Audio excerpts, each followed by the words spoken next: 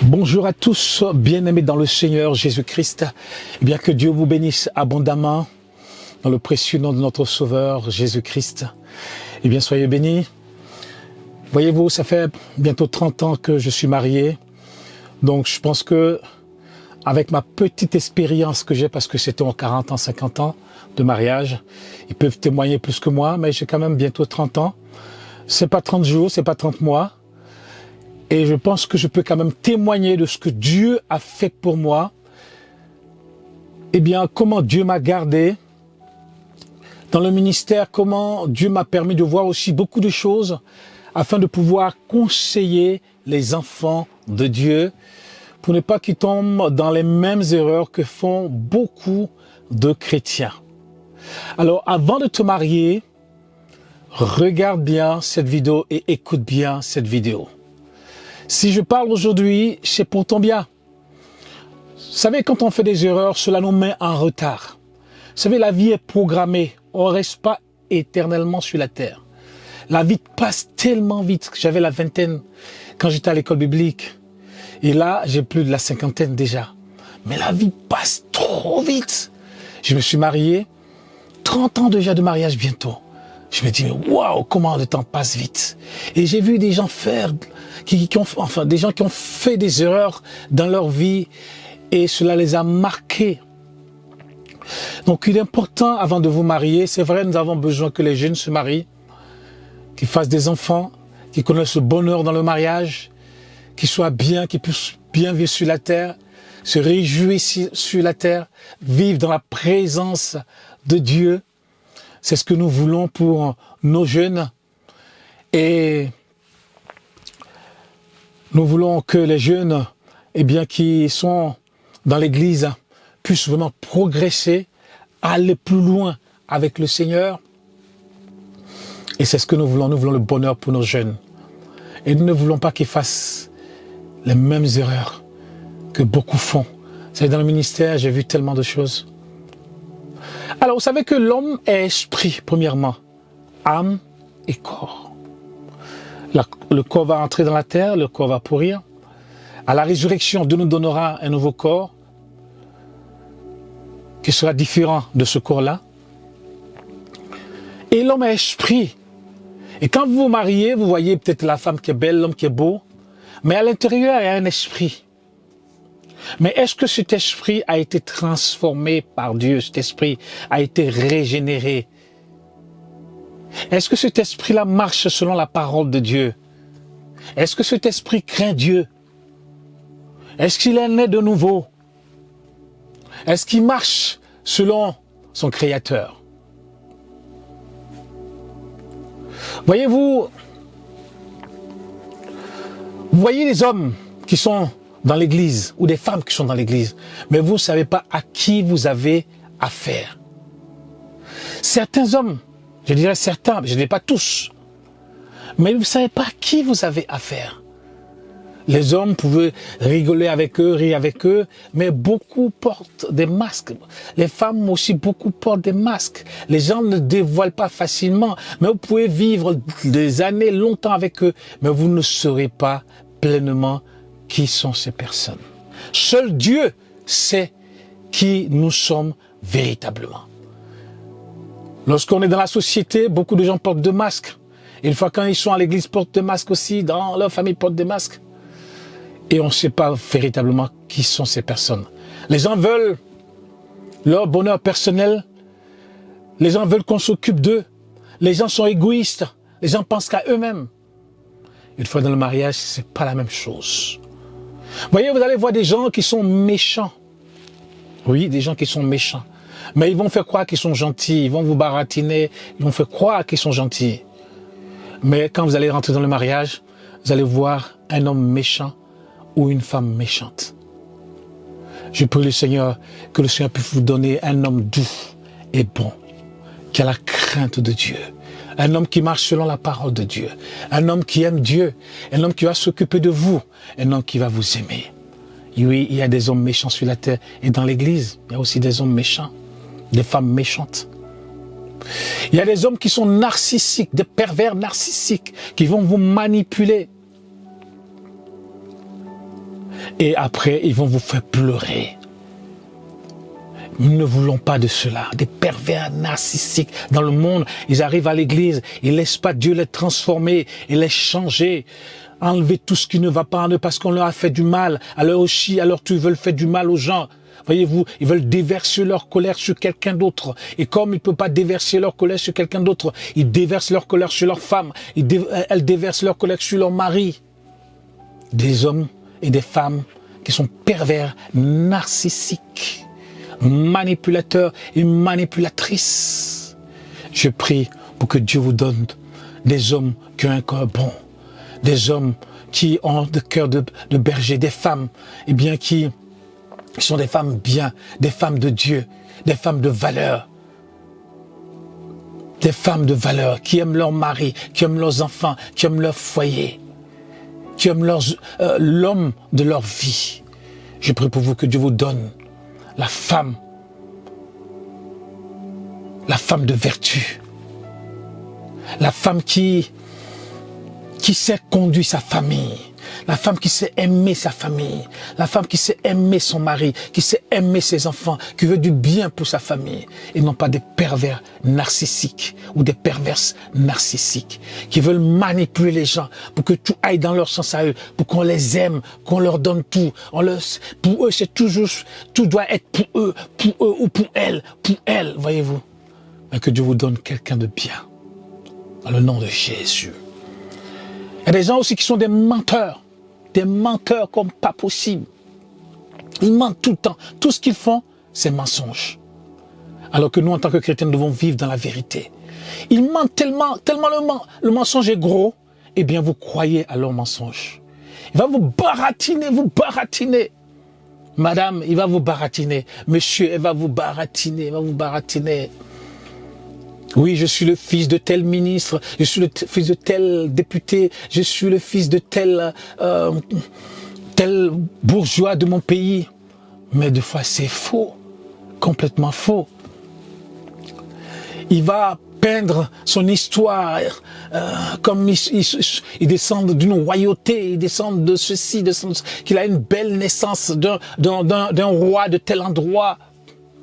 Mais des fois, c'est complètement faux, des menteurs. Des fois, ils vous racontent des choses que vous voulez entendre. Et des fois, l'homme veut entendre certaines choses, il se laisse embobiner. Et des fois, il y a des femmes qui embobinent aussi des hommes. Elle ment, tellement, elle croit en son mensonge. Et des femmes comme ça, sachez que ça va être des femmes infidèles. Infidèles, elles flirtent derrière vous, mon frère. Elles flirtent, elles ment. Elle ment. Mon frère, elle ment. Ou ma soeur, des fois, il y a des hommes qui sont des vrais menteurs. Il est infidèle. Et il vient, il ment devant toi. Les yeux dans les yeux, il te ment. Des hommes comme ça, nous ne voulons pas de ça dans l'église. Parce que ça crée que la souffrance. Parce que quand on voit que tu mens, on ne peut plus te faire confiance. Je ne peux plus te faire confiance si tu me mens. Je ne peux plus te faire confiance si tu me racontes que des bobards, des histoires. Nous voulons vivre dans la vérité parce que nous sommes des enfants de Dieu. Nous sommes des enfants de lumière. Nous voulons vivre dans la vérité de Dieu. Vivre selon la parole de Dieu qui est la vérité. Christ est la vérité. Recherchez de mon âme. Ô Seigneur, soutiens ma foi. Ce chant est merveilleux. Vous allez aussi rencontrer des hommes et des femmes qui sont immatures. Des hommes enfants. Des femmes enfants immatures. Qui se comportent comme des enfants, qui pleurent tout le temps. Tu leur poses des questions, mais ils ne savent pas répondre. Aucune sagesse de la parole de Dieu. Comment ils ont été éduqués comme des enfants. Des immatures. Se comportent comme des immatures, dans le couple comme des immatures. La femme est immature, l'homme est immature. Et nous voulons aller où avec ça? Comment on t'a éduqué? On t'a pas éduqué, te fait comprendre qu'arrivé un moment, tu deviens un homme costaud, un homme qui prend ses responsabilités dans sa famille, un homme qui sait prendre des décisions. Et non pas toujours que on te pose des questions, mais tu sais pas, tu sais jamais. Des femmes immatures, toujours en train de pleurer, de pleurnicher, pour rien du tout. Pour rien du tout. Alors que tu dois être une femme costaud qui soutient ton mari, qui aide ton mari, qui le conseille. Une femme qui voit des choses que son mari ne voit pas. Parce que l'homme ne peut pas tout voir. Une femme qui sait conseiller son mari. Des femmes immatures, des femmes filles ou des hommes garçons immatures. Immatures. Alors que Dieu veut que nous soyons des hommes faits. Qui ont le fruit de l'esprit et qui marchent selon la parole de Dieu. Des hommes et des femmes immatures. Nous ne voulons pas de cela, mais nous voulons des hommes mûrs, des hommes matures, qui marchent dans les voies de Dieu. Vous avez aussi des hommes et des femmes, des hommes qui sont fous, ou des femmes qui sont folles. Vous voyez des gens comme ça, mais vous ne savez pas, ils ont des problèmes psychopathologiques, ils ont des problèmes psychiatriques, et ils ne se font pas soigner. Mais ils rentrent dans le couple.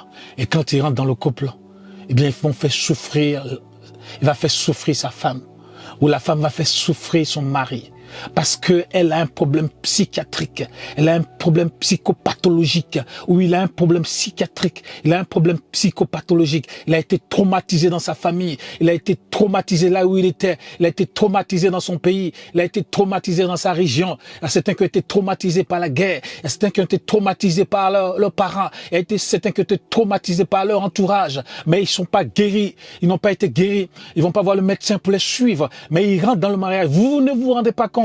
Cela ne se voit pas. Mais quand vous allez rentrer dans le couple, vous allez voir que c'est des psychopathes. C'est des psychopathes. Et ici en Europe, on voit beaucoup de psychopathes. Beaucoup de psychopathes. Que Dieu vous garde des psychopathes. Des gens qui sont atteints de psychopathologie. Que Dieu vous garde afin que vous puissiez vraiment vous marier avec des personnes qui marchent vraiment selon la parole de Dieu, qui marchent selon... comment je peux dire ça? Dieu est bon et Dieu est merveilleux. Priez le Seigneur afin que Dieu vous donne la personne qu'il vous faut pour votre vie. Afin que vous ne tombez pas sur des fous ou sur des folles. Alléluia. Il y a aussi des gens qui sont paresseux, il y a des hommes qui sont paresseux. Des hommes paresseux qui ne veulent pas travailler, qui veulent vivre que du système social. On va aller où avec un homme comme ça, qui est paresseux, qui ne veut pas travailler, qui veut vivre du système social? Il y a des femmes qui sont paresseuses, elles veulent vivre du système social, elles ne veulent pas travailler. Où est-ce qu'on va aller avec ça? Même si on est en Jésus-Christ. Si tu es paresseux, comment tu veux t'en sortir? Comment tu veux aider ta famille, t'aider toi-même et aider les gens autour de toi? Comment tu veux s'aimer dans l'œuvre de Dieu si tu n'as pas les moyens? Comment tu veux s'aimer dans l'œuvre de Dieu afin de recevoir en abondance? Oui, il y a des hommes qui sont paresseux, il y a des femmes qui sont paresseuses.